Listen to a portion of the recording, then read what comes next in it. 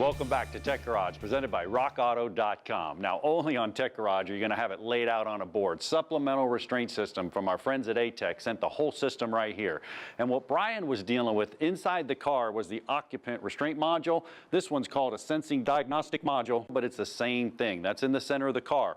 You can see it right here. And the interesting thing on this one, there's an arrow that says forward, because this thing actually arms with velocity. When the car hits something, there's a little ball that's going to go forward and it's going to arm, and that's one of the enable criteria that's going to allow it for the airbag to go off. But still, there's some other things that have to happen.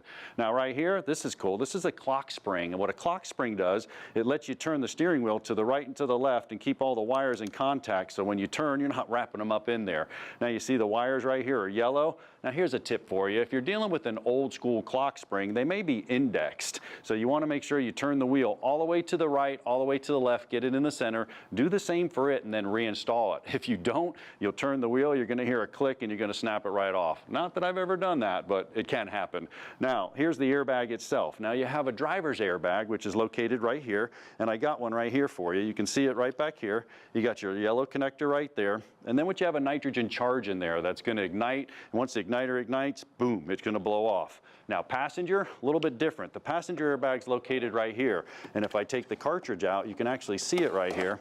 This is full of an argon charge, a little bit less of a pop, but it's going to go ahead and blow that out. That's your passenger airbag right here with the argon charge. Now, in the front of our car, you can see our sensors right here. We had our front impact and our left impact sensors. Now these are the sensors, not so much for impact, but really more for velocity, because what goes on with this whole airbag system, it's pretty interesting. It's called delta V, or it's actually velocity and change in velocity. Delta means change, and velocity is velocity, how fast it happens.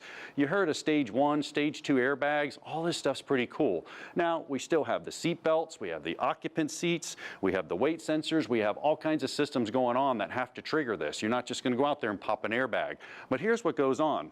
Now what I got is I got my Bugatti right here, and then I have my actual McLaren.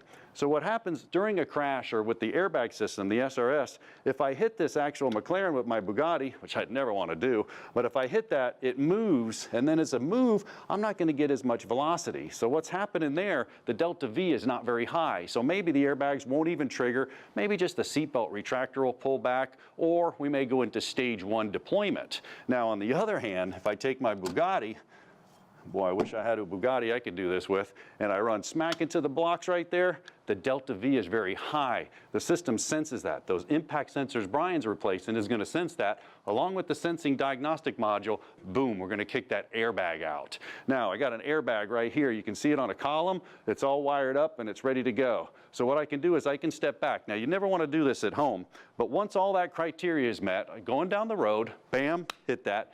Big velocity, no check engine lights. The system has to be active and ready to work. Now once that happens, that airbag's going to pop out. Now I'm going to hold on to this. Don't try this at home. So the Bugatti hits the brick wall and then off it goes. Well, there it is. I promised you a big bang. You got one. Now let's check in with Bryan and see how he's coming along with that impact sensor. What? What? Did you say something, John?